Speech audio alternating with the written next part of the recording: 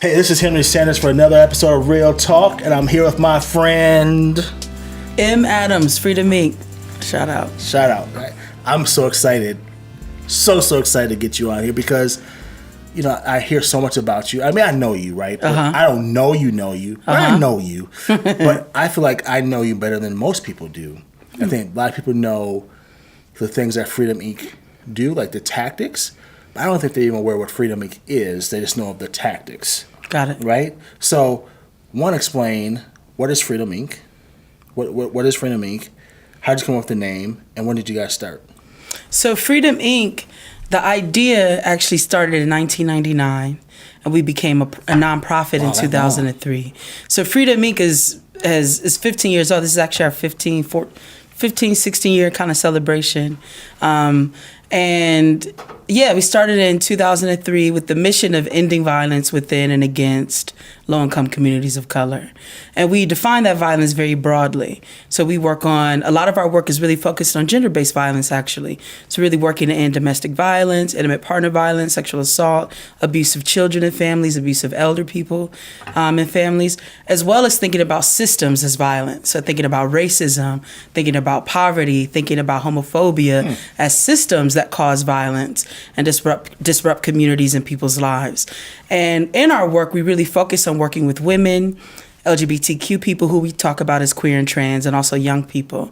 And so we do direct services. So folks come to us with all types of crises. Hey, I'm getting kicked out, or I'm unsafe, like my partner is harming me, or my family just put me out when they found out I was gay. Any one of those issues, people come to us with crises. We do our best to help people come out of crisis, manage crisis by providing direct services, connecting people to services, and even advocating with that person with another institution to help make sure they get the appropriate care and services that they need. The second thing we do is leadership development. So we work with those same survivors and have them understand how their personal lives are connected to these bigger issues of social change. So the person who comes in is like, I keep getting kicked out of school. Not only do we do our best to help that young person get the best education or adult person get the best education, we also then have them think about, well, wait a minute, this isn't just happening to me, it's also happening to people like me.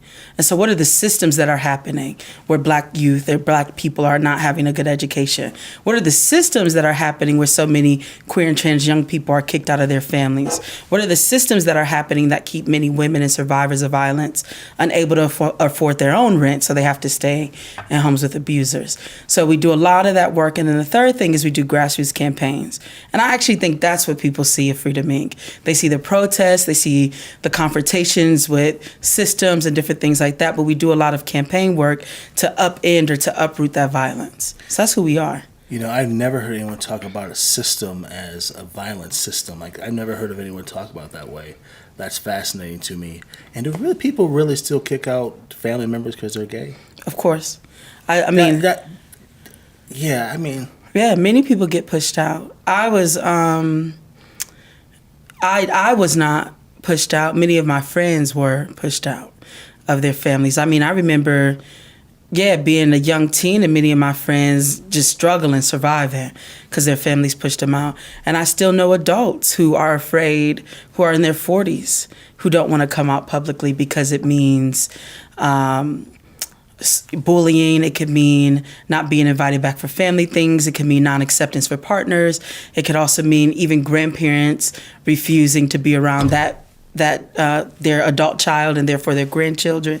I mean, homophobia is still a big pressing issue. That's fascinating to me. It just seems like it's absurd that someone would kick out a family member because they were gay. Yeah, they do. They do all kinds of things. I mean, it just seems like today, like, people still would do something like that. It's crazy. I have a question though for you because it's making me think. Okay, so Black, gay. What do you think has the most negative impact on people's lives? Like, where do people get? Where's the pressure point of? Is it more homophobic or is it more racism? Like, I think if you're Black and you're gay, like, you get a double whammy, right? But do you think where do you think people judge them first on their Blackness or their gayness? It is a double whammy, and I believe, or I follow the thinking of intersectionality, which comes out of Black feminism, which basically says, hey, we experience Black feminists have said we're black and we're women and we get the double whammy, right? And you're saying, well, you're also gay. So I'm like, yeah, I'm dealing with all three. Right. And depending on what we're talking about, maybe even more. So I think they're all happening together at the same time. Right? I don't think we can say, I think it would be hard to understand my life without the gay part, just as hard as it would be to understand my life without the black part, without the being female assigned part, I think they're all happening at the same time. Now, it is true in different instances. I may be with people or in a setting where people have less tolerance of one aspect of those identities. So I have been in spaces, I've been in white queer spaces where people don't get with black stuff, like they are anti-black.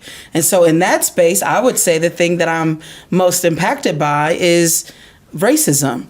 I've been in other spaces where people are seemingly pro-black and they don't think that being gay or being queer is pro-black. And so I would say in those spaces it's being queer. So I think, but I think they all happen at the same time. And as a black queer person, I can say, I can really see how race and gender shape one another. I can see the difference. I can see the way that they come together and how really the fights for them are inseparable. Educate me. What's the difference between queer and being gay? What's the difference to you? What's the difference? So queer, so the common terms that people use in like mainstream society are LGBTQ, right, which stands for lesbian, gay, bisexual, transgender, questioning, or queer. So queer, the word, I say it as an identity, but also to represent a particular set of politics.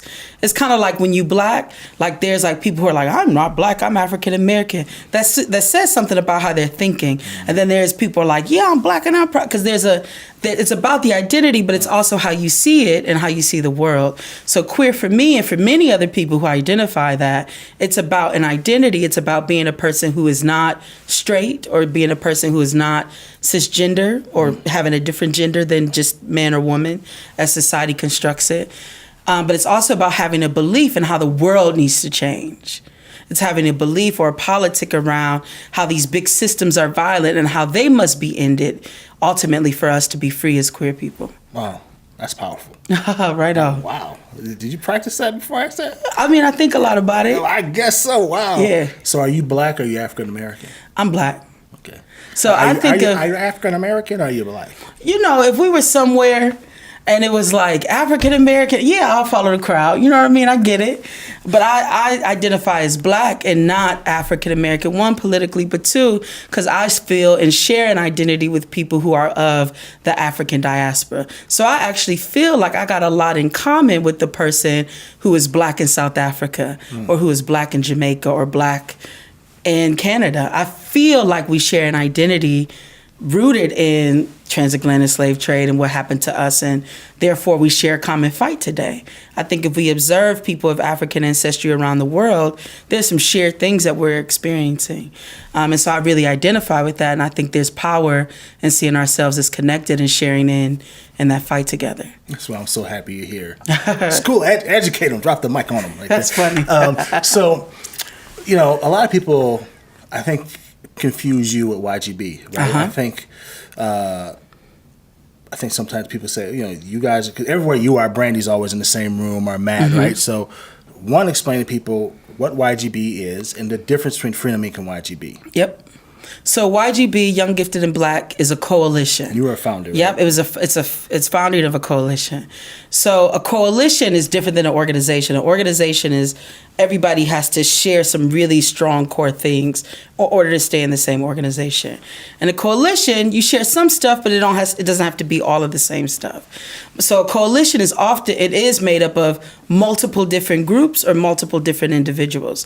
So when YGB was started, when it was founded, Freedom Inc. was one of the founding organizations, as well as the work that Brandy was doing, the work that Matt was doing, and some of the other folks. So it was people should understand a coalition as a joint effort shared amongst different members or different organizations. So that's what YGB is. And so we formed in response to, like many other places around the country, in response to the very visible targeted murders of Black people, Black unarmed people, by police officers. And so in Madison, we developed a response to that here. So that's what YGB is. It's a coalition. And Freedom Inc., not just them, but Freedom Inc. was one of the founding organizations of YGB.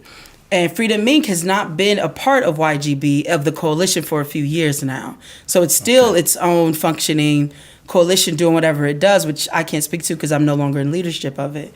That's the difference, is that we are an organization who helped to start a coalition, who was part of a coalition for a while, but we're no longer in it. Yeah, the tactics seem the same or similar. I mean, like when you guys were downtown, I don't know, what was Freedom Inc. part of that? When you guys got stopped traffic, was that Freedom Inc. was part of that? Which time? I mean, I think, when was the time? Are you talking recently or a long time ago? Long time ago. Yeah, I mean, Freedom Inc. was in it for some years. Okay. Yeah, so much of the popular protest work that people can see and point to, from the die-ins at the mall to the massive protests to the thousands of young people school walk, that was us too. Right. Yeah. So this leads me to school board. Right? Okay. And we just had a school board election, and Dave Blaska, every chance he got to talk about that, the school board, if you can't control the school board meetings, you can't control the schools, and how rowdy the school board meetings are. Why is that a tactic? Why is that a tactic to go to school board meetings and disrupt? Why is that a tactic? Is it successful? What are you trying to do when you have stuff like that?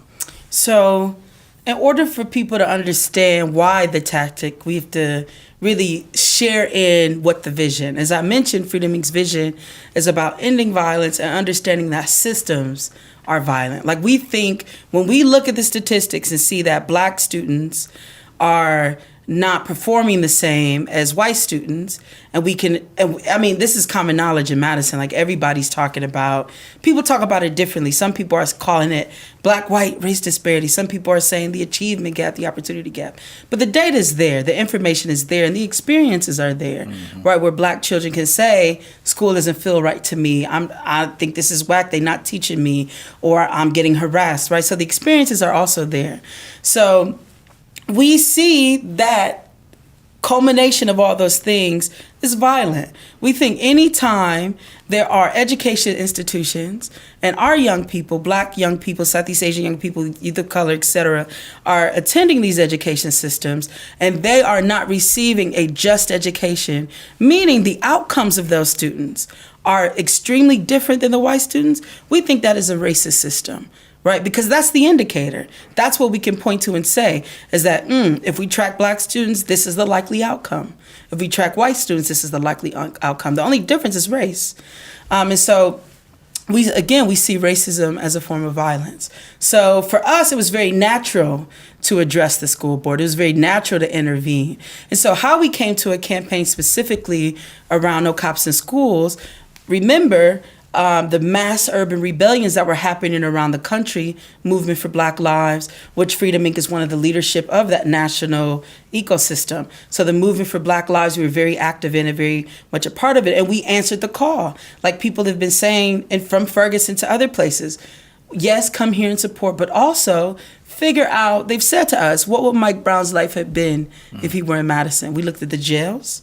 Said he'd probably be in that local jail. We fought the jail. We also looked at the schools.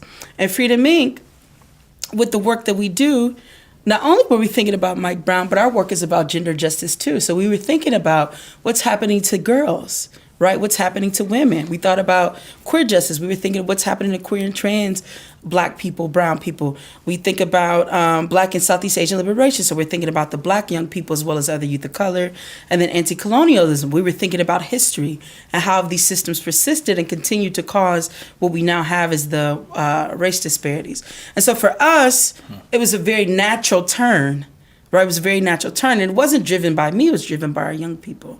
Our young people who were active in the Tony Justice for Tony Robinson, active in the defense of Sierra Finkley, Janelle Laird, were like, we think the vision for increasing our safety and wellness is community control of the police, which we fought for years. But for us in schools, it looks like this.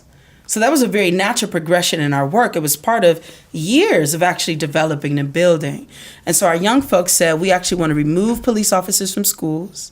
We want to increase funding that actually meets the real needs of students of color, whether that's smaller classroom sizes, culturally specific education, fully funded extracurricular activities, good summer programming.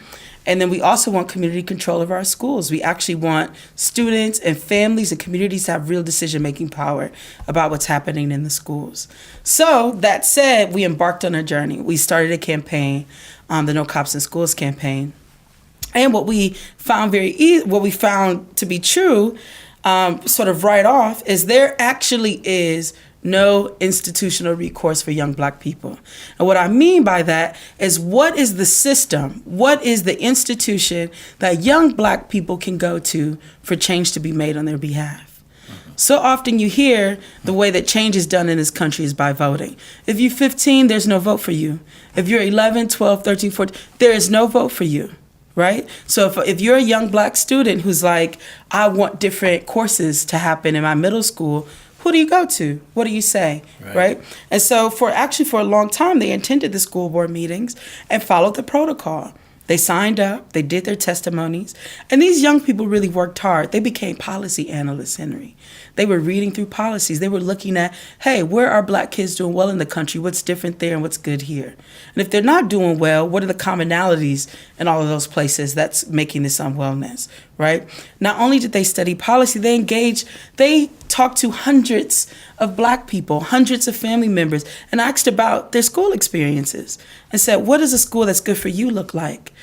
Remember, we work on gender justice. They've been practicing community accountability around harm for a long time without relying on policing. So all of the sorts of issues that people have in school, they've actually been researching. And we're constantly taking this information back to the school board. And each time, nothing. There was no real engagement. It was revealed to them and very clear for them they had no decision-making ability, even though they were most impacted, and their voices were being overlooked. They had been, for many times, they'd been interrupted, cut off, never invited to do a full presentation as experts, like other experts were called in. And that's when they knew they had to do something that really disrupted the status quo to force them to change. And that's when they really began to take protest up as an action. So people see the protest, but the protest comes after all of this work. It is built upon all of this work. It is built upon all of these years of figuring out community accountability, doing research, trying to engage the existing mechanisms, and also being young and Black and not having no power. So that's why protest. That's great. I mean, it's like the civil rights movement. People think that Martin Luther King just one day showed up and were marching. There was work that happened to get them to that point. So much work. Yeah, a lot of work and a lot of organizing. So that's fascinating to hear. Are the results what you expect? So after these young students empower themselves and say, look, we have no other choice but to disrupt, has it worked? Yes. So the things that we are most proud of about the campaign is we can actually say there are cohorts of young Black leaders who are civically engaged. If these kids were white, they'd be getting a ribbon by the mayor. I mean, think about it. Countless hours outside of school. Think about it. Countless hours outside of school, holding community meetings, door knocking, helping to organize, calling people to get information, surveying them, doing research, studying policy, engaging in the community around ideas and visioning, and also showing up to show their voice. Mm-hmm. They totally have an award and a key to the city by now, right? And they've been more active than most adults are, right? So we're most proud of that. We are most proud that as a result of these years of organizing, there are actually cohorts of young Black leaders, in particular girls and queer and trans young folks, who are actually fighting to make a change, because we know that change doesn't happen overnight, though we wish it would. But we can actually say at the end of it, at the end of the result of the last few years, we actually have dozens of young people who are now active, dozens of young people involved in dreaming of a new world and making a new world, and who are fighting for that. So we think that that's important. We also see impact of our work in other ways. We think the issue of school police would not have been as central of an issue in these last elections if it were not for the organizing of Freedom Inc. and the young people. The fact that there is even a David Blaska to who would run that platform as a result of us challenging the public, of saying what's going on, something needs to be different. I do think the way that the superintendent is responding right now is in direct result of some of the forced conversations that our young people have been able to make. So I think in many ways we have shifted the conversation, we have made it a conversation, and I think we are increasingly more powerful in getting closer to the vision that we have, which is cops out of schools, well, investment and all. So now you have all women on the school board. Yeah.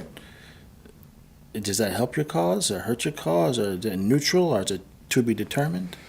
People who share our politics is what helps the cause. So I am a feminist, which means that I think we have to, as a society, take seriously the ending of patriarchy, which is around like male domination and thinking women and girls are less valuable, not leaders, should be subservient to men, etc. I'm a feminist. What I am not, though, is an essentialist, which means that just because somebody shares my identity, that they think the same as me. Just because you're black don't make you black, is what we say. Exactly. And I think the same thing about being a woman. I think it could create an opportunity to hopefully bring in some of the conversations that was missing, like thinking about what's happening to not just black boys, but also black girls, right? We care about all black children, all of the genders of black children. I think there's an opportunity to talk about some of the other sorts of issues that are happening in schools that don't get talked about as much, like some of the particular like sexual harassment, bullying, and some of those other things. So I think hopefully those are opportunities. But what's excited me about it is actually the politics of some of the people who have spoken up and have ran for school board. Who do you support? Did you support Hillary or Bernie? I don't endorse anybody. I'm going to be really clear about that. I don't endorse anyone. I'm just asking but from what I will listening to say, you saying about politics and being a feminist. I'm just curious, as the feminist side of you trump maybe Bernie, who might agree with more of your policies, versus Hillary, who would be a feminist? I'm just curious, where do you land on that? So that's a good and important question. So one, there are all types of feminists, just like there's all type of black thinkers. Some black thinkers are all about keeping everything the way it is and just putting black faces in it.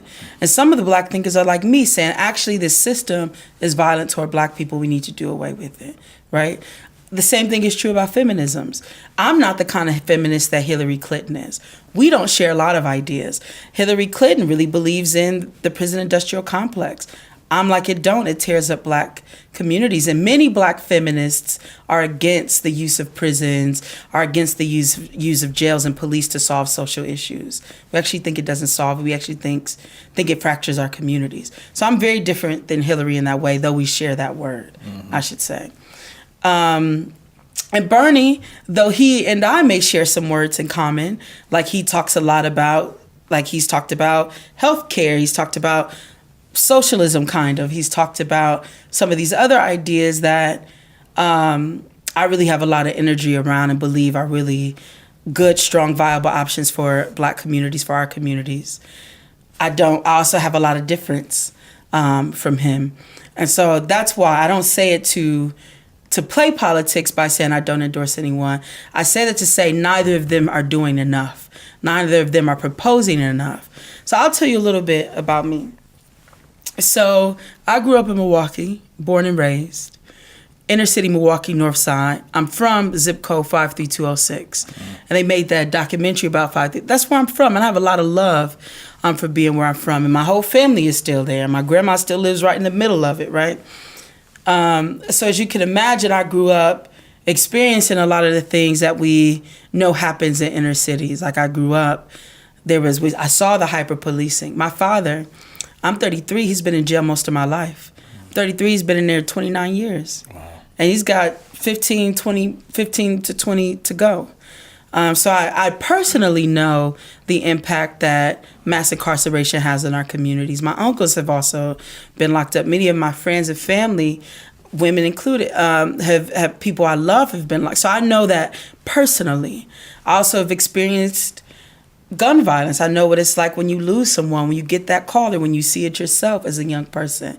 I mean, I know these things very intimately.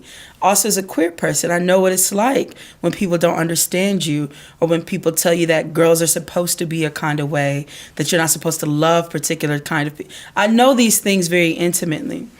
Also, my mother was a survivor of almost any kind of violence you can think of. And my mother actually transitioned in 2016. She died at the age of 54 from cancer. And I think all kinds of things cause cancer or makes cancers worse, right? Like there's environmental things, there's stressors. My mother survived everything. She was a single mom, 4 children. Up until I went to college, her max income for the year was like $13,000. And that's about what people make if they make minimum wage, you see? And she had that with 4 kids. And so you can just imagine the social service systems that are failing, all of these sorts of things. So when I think about what I support, I think whatever it's going to be, it's got to work for all of that. I think whatever healthcare Bernie is talking about has got to have been something different that would have saved my mother, that would have been about access her whole life, and not just when she's pregnant, because that's often what happens to Black women. It would have been about safe preventative options if she chose not to have as many children. It would have been about me as a young person with dermatitis and eczema and thyroid issues, having those things seen early and getting proper treatment around it. It would have been not Hillary, I mean, the stuff that Hillary did, it would have been not locking up my father and doing these things. It would have been about jobs that actually would have helped my family. You know what I mean? So when I think about something that works, I think about, is what Hillary's saying, is what Bernie's saying, going to do something about that, right? And so that's what I think about. Is it going to help my life now, right? And so those are the sorts, that's actually the metric that I hold politicians to. That's the metric I hold myself to. Someone without the power of an office. Every day I hold myself to that metric, and they should too. So that's why I don't, because none of them have said that. None of them have said anything for that. And I don't think it's outside of their powers, right? If you, in theory, have the power of the most powerful office in the world, how could you not? You could fix it. We trying to fix it, and we got hardly nothing, you know? Right. Well, Trump shows you can have a lot of power being president of the United States. You've just said a lot. And so when and what would you tell Black folks, just the Black community? I mean, you've talked about a lot of different marginalized groups, but just Black folks specifically, what are the 3 things they have to do to really deal with these issues? So if I'm Hillary Clinton or Bernie or whoever candidate running for president of the United States now, what are, say, here are the 3 things you have to do that are going to impact my community? What are those 3 things? First thing is you've got to divest, so take money away from prisons and police. The majority of our funds are going to, even if you look at the local budget here, the biggest thing funded here is the police, right? So you've got to take resources away from the things that are killing us and put resources into things that are building us. That's step 1, right? It's like defund, defund, defund, defund. The money's there. They're, like Martin Luther King said, budgets are moral documents. Where you spend your money is where you believe. So if you're putting all your money in police, what they gonna do? Arrest. You're putting all your money in prisons, those prisons gotta be filled, right? So I think the first thing is divesting, taking those resources from there, putting them in real community interventions that disrupt harm or help remediate harm once it's happened, and also in preventative things, right? If we know that gang violence, which is a lot of what gun violence is, but if we know that that is really driven by economic issues, right? Because that's what a turf fight is. It's about money. It's about money. If we know that that's it, then why don't we do something about poverty, right? If we know that there's a lack of jobs, then why aren't we building jobs? Why are we building prisons and not jobs, right? So I think that's the first thing is I'll believe you about something when you get to cutting these budgets and moving money in other places, right? I would say that that's a big first thing. The second thing, this is not any particular order, but the second thing is something that we've always talked about at Freedom Inc. It's about having mechanisms where communities decide what happened to themselves. I believe in self-determination for Black people. I don't think Black people can be free without Black leadership. Otherwise, that ain't freedom. Otherwise, that's somebody trying to do something nice for us, right? So I think I believe in black self-determination, where black people get to make real decisions about us. And I don't think black people have power. And I know people will be like, whoa, whoa, whoa, and you're powerful, or Barack. Individuals being able to influence is not the same thing as a community having collective power. And this is how you know. As a whole, can the black community house ourselves? No. As a whole, can black communities educate our own in ways that lift us up? No. As a whole, can black communities feed ourselves, provide adequate food, nutritional food for ourselves? No. Right? So I actually think a key aspect to our freedom is self-determination. We need that. That's a key piece of it. So when I hear any of them talking about ways to increase the ability for black communities to lead our communities, because they lead their communities. Black people ain't leading white communities. White people are leading white communities. When we're able to lead ourselves and be able to do things for ourselves, that's when I'll begin to take some of the things serious. And that's what I would say to black people is we need to be thinking about how are we taking control of our communities and doing things that put us in a position to meet what our needs are and not have to wait for somebody else to decide that they're going to help us out or do something for us. And the third thing I think has been said many times by many revolutionaries, but the true movement, Che Guevara said, the true revolutionary is guided by feelings of love. Black love. That's what keeps you in it. You know, I've met a lot of people in the last years who've either been really inspired by the direct action protest work that I've done, or maybe who I've helped their family in a private way and nobody knows about that. And they've all been really inspired by that. But not everybody joins the movement. And when they join, not everybody stays. What keeps you in it, what makes you able to sacrifice, because it ain't easy. You know, I remember my mother was dying during YGB. I remember being on the streets, being up really late at night working, trying to figure out how Freedom Inc. was going to meet its bills, and being at her bedside. I remember all of that. That was a private fight. It was my choice, right? That was my... But what kept me in it, what said to me, yes, be here for your mom and be here for freedom, and my mom supported me being here for freedom, was my love. Right? Love is what inspires us to do the unimaginable. Right? You know how many black leaders I've met that disdain their own people? That look down on their people because they got a little money now and this one poor and they can't understand why they acting like that? Do you know what I mean? Oh, yeah. You have to be guided by love. You have to be guided by the hope, the vision that would cause you to give your life in that way, to commit your life that way, when it is unpopular, when it ain't easy, when there's no check, and when there are multiple attacks against you. That's what has to guide you. So that's the thing I would also say to black folks, is we've got to love ourselves and love each other, and be willing, as my good friend Mary Hook say, and be willing to be transformed in service of the work. Be willing, as we learn about freedoms, to learn how, and I say this to survivors all the time, we fight against those you have to survive, but then somebody got to survive you, right? You know how many people be like, the police did this to me and they at home terrorizing their family, right? We got to transform. Well, it's a self-fulfilling prophecy. I mean, like, it's a cycle, right? Right. But aren't all black people survivors? Yeah. We've all survived something. Yeah. Some of us survived different things, and some of us are surviving each other. And that's what I'm saying about the love and transformation, right? Is I can't be in front line, rah-rah community, fight the police, and I'm at home slapping my wife. No, right? It ain't just about what I survived if she got to survive me. I got to transform and become something different. I've got to love black people so much that I don't allow myself to be violent toward black people, because that's part of it, right? Do all this to stop Kovar and I'm at home terrorizing. That don't make sense either. Which I wish we had more time to dig into that, because that is, to me, one of the key questions of how can you be woke but still be in a gang killing each other, right? Like, how can you be pro-black if I'm killing my own people? How can I be pro-black if I'm selling death to my people? Now, I understand economics. I understand why people are trying to survive. Yep.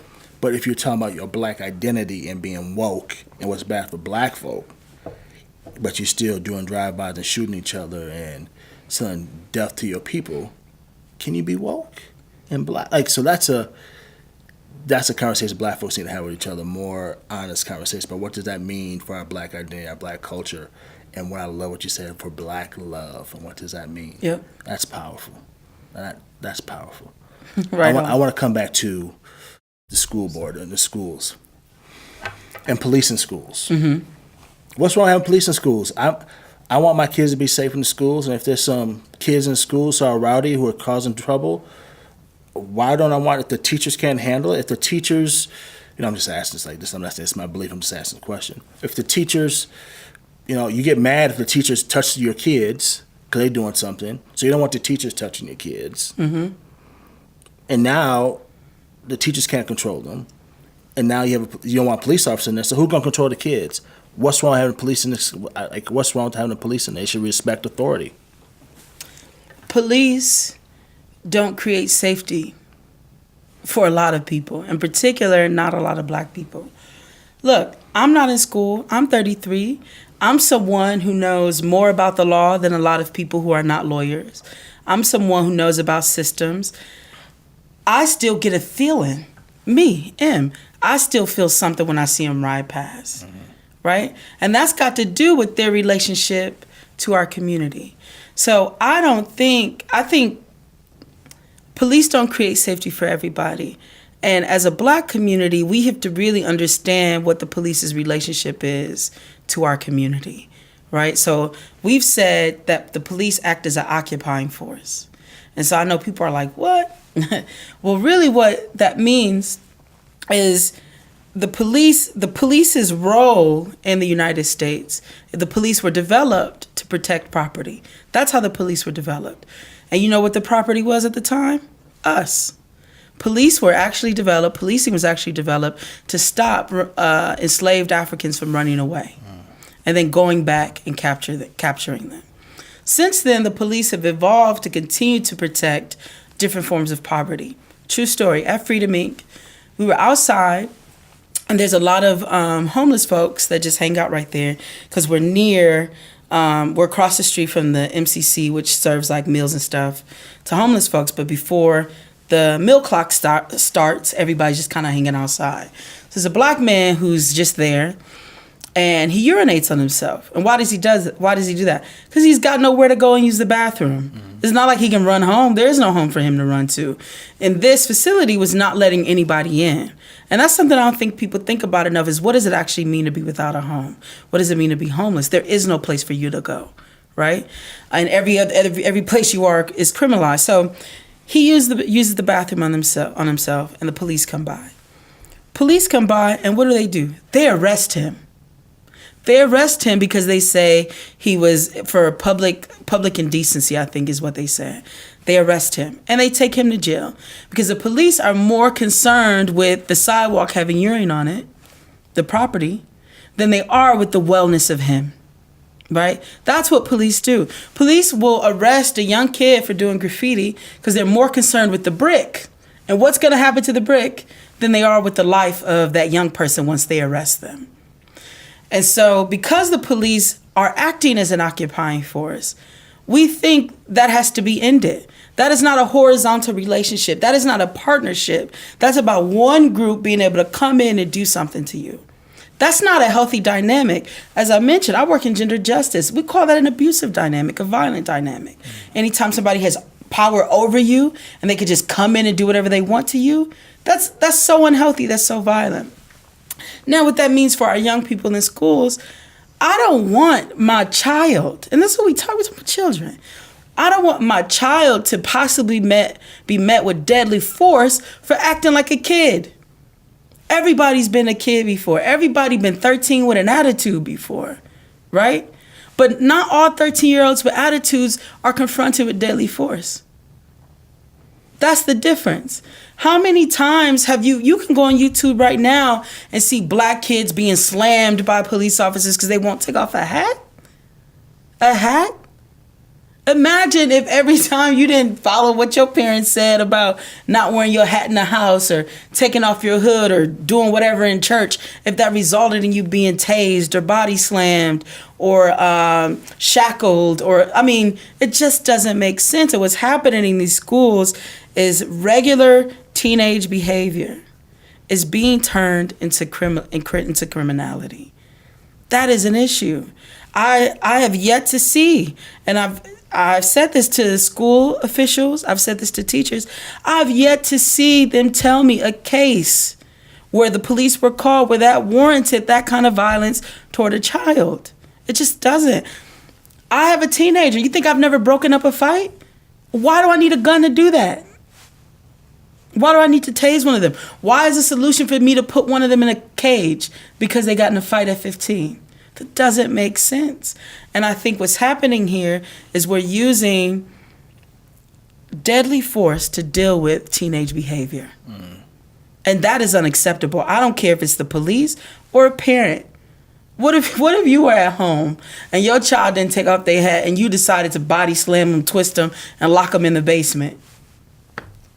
And they can't get out unless they give you $600. That doesn't make sense. Sounds ridiculous, doesn't it? But it is ridiculous. And that's the thing. Police don't create safety. And if what we really need, because they're like, oh, the police are there as social workers. The police are not social workers. They're police. And if you really need social workers, bring in people who are actually social workers, who are actually trained and ready to deal with that, not with deadly force. Why didn't you run for school board? Not my thing. But I'm glad that other people are running for school board. 2 years from now with the new school board, what do you hope the outcome looks like? What does it look like 2 years from now for some people you've already admitted that you feel believe what you believe? What's success, what's failure for them, and how do you hold them accountable to that 2 years from now?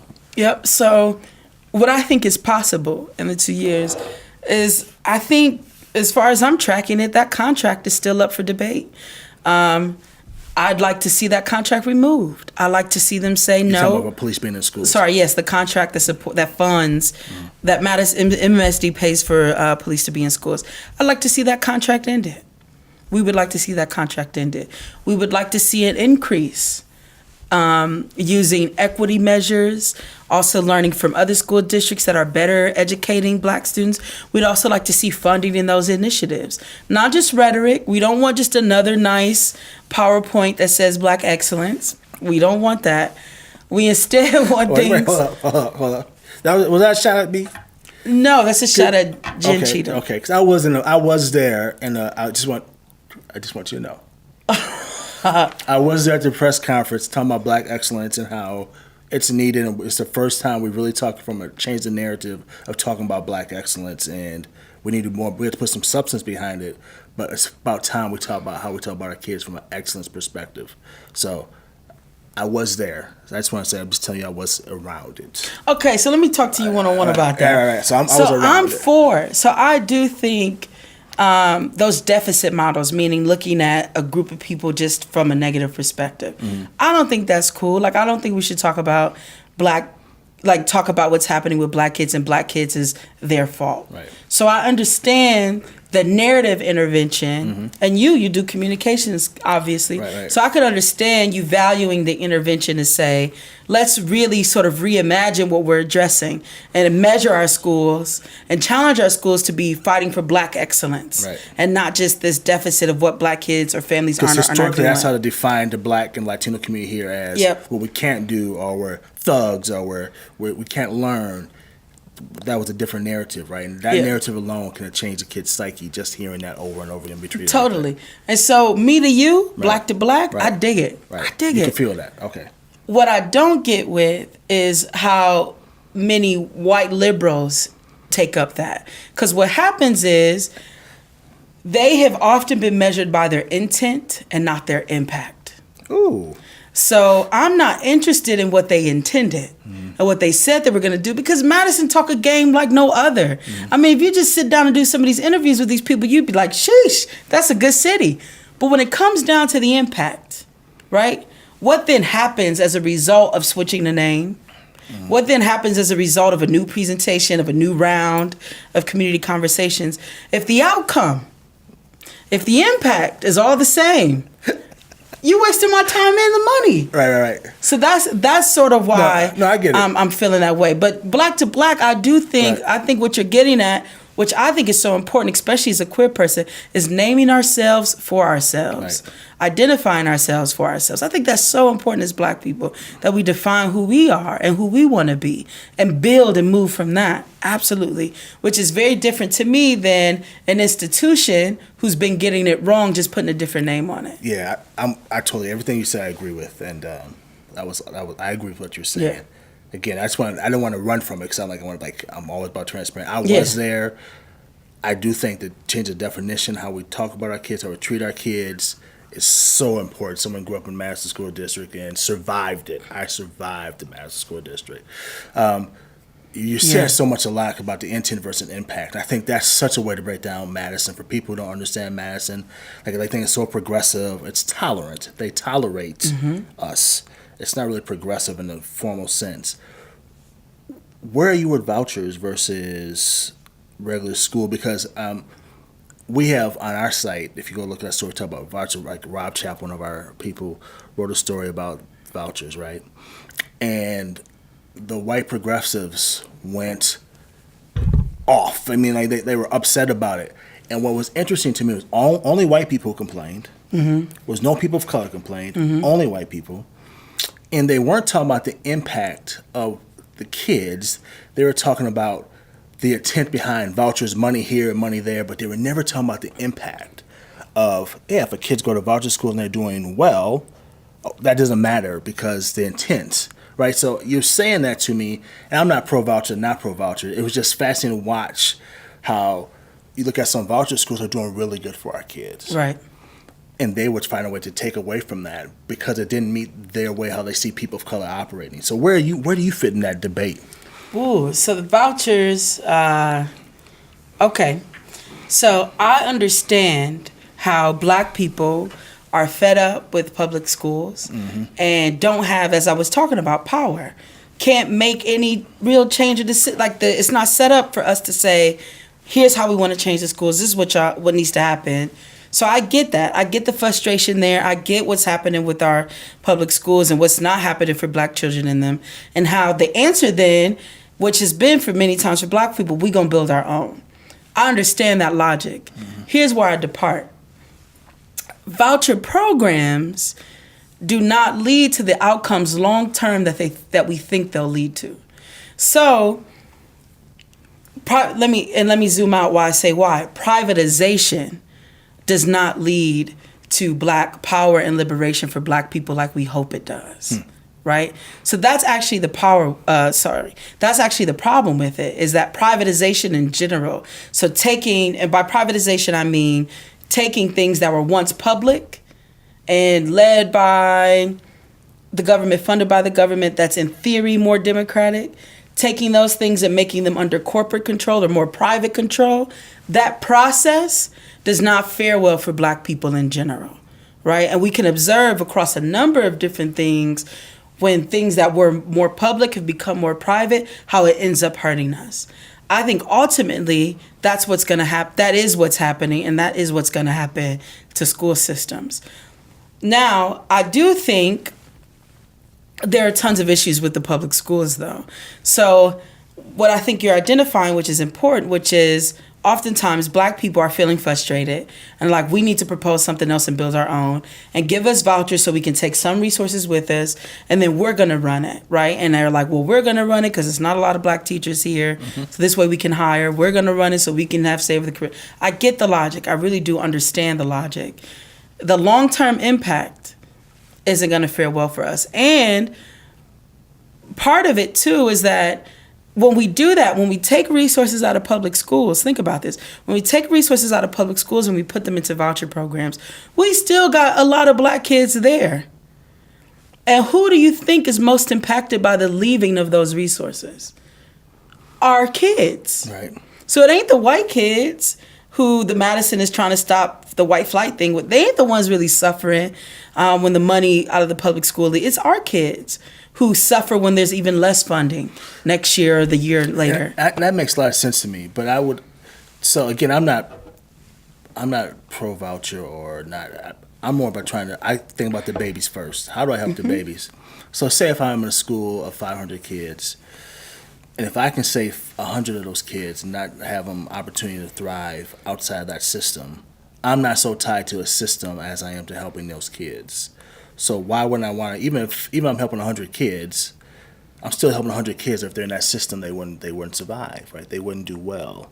So I get what you're saying. I get what you're saying about this. If they leave, which is an interesting question. Even if they leave, you're saying that those kids are still in the school. So many kids are still in public. Many black kids Right.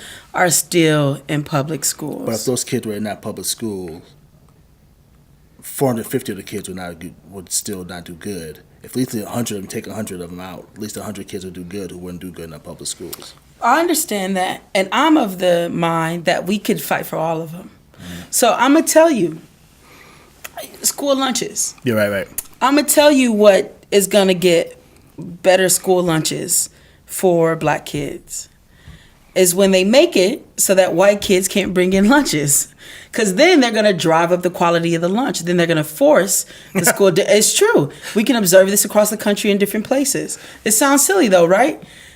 It's logical, though. But it's true. Yeah. Having your own voucher program school where y'all 50 got good lunches and the rest of the 400 don't, that don't improve school lunches for nobody but the 50, right?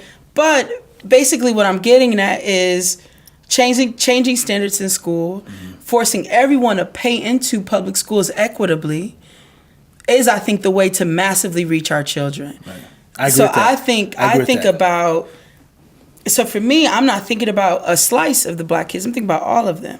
And I think the way to do it is to strengthen up the public education, because privatization ultimately really hurts us. I agree. The answer is to strengthen public schools, and I get that. But if I'm a parent, I'm not worried about 10 years from now, 20 years from now, 30 years from now. I'm worried about my kid now. I want to help my kid now. Right now, the mass school district is not doing good for my kids now. I do think the answer is public schools. I think for so many different reasons, you're around different people, you learn differently. I want someone who went to a public school. I believe in public schools. Yeah, me too. Right? I'm just saying, though, if I'm a parent and I have an opportunity to put my kid in public school or a school that's doing well, just because it's doing well and it's a voucher school, don't demonize me as my parent that I want to give my kids the best opportunity to thrive because a voucher school is doing better than the public school right now for my kids, right? I think our progressive brothers and sisters who are white need to sometimes figure out that tone of you trying to tell me what's best for my kid because it's not your kid who's suffering right now, right? Yeah. And so I just think that whole debate, it's really like, you should go to our Facebook page and see how, like, look at all the comments. All the feeds or comments are from white people complaining about what black and brown people shouldn't be doing. It's fascinating to me. So that's just my only concern about it. I think it's totally race-based.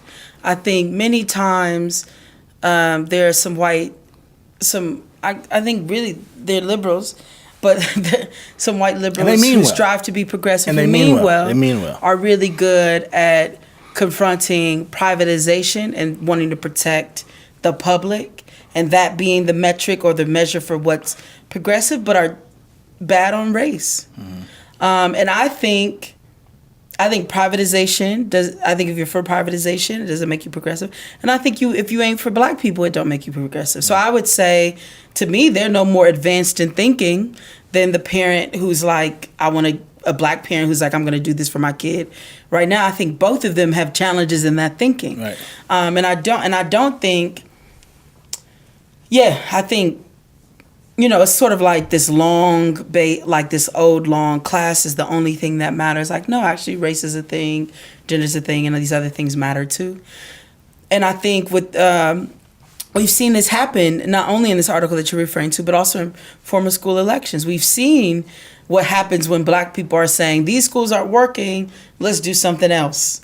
Whether that something else is a voucher or building like charter school, anything. Or homeschooling, anything. Right. So we've seen the resistance to that, and I think that's problematic too.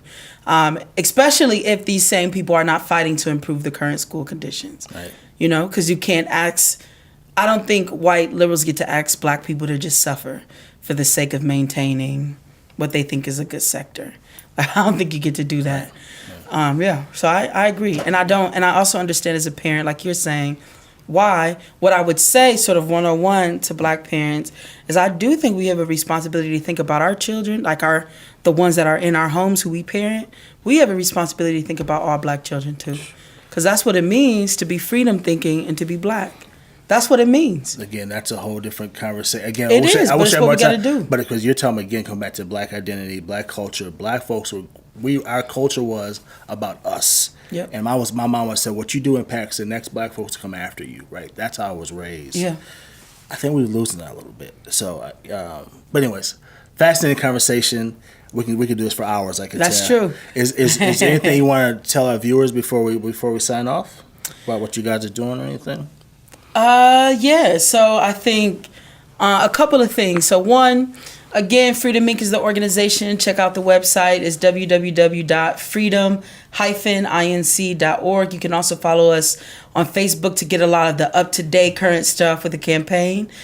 Still look for our young folks who are organizing and the work that they're going to continue to do around the school board, school justice stuff. Also check us out in terms of the in-house community stuff that we're doing that doesn't get a lot of the public attention. So our continued work on ending gender-based violence, ending domestic violence, ending sexual assault, and also if you're a survivor yourself and are in need of support or resources, we definitely encourage you, Black and Southeast Asian folks, to reach out to us. That's so important. And then also shout out to the Movement for Black Lives, which we're a part of, that is having an amazing and incredible year where folks all over the country are organizing and we're building power together for our people. That's it. Amen. And thanks again for another Real Talk session. I enjoyed this, and we'll see you next time. Thank you.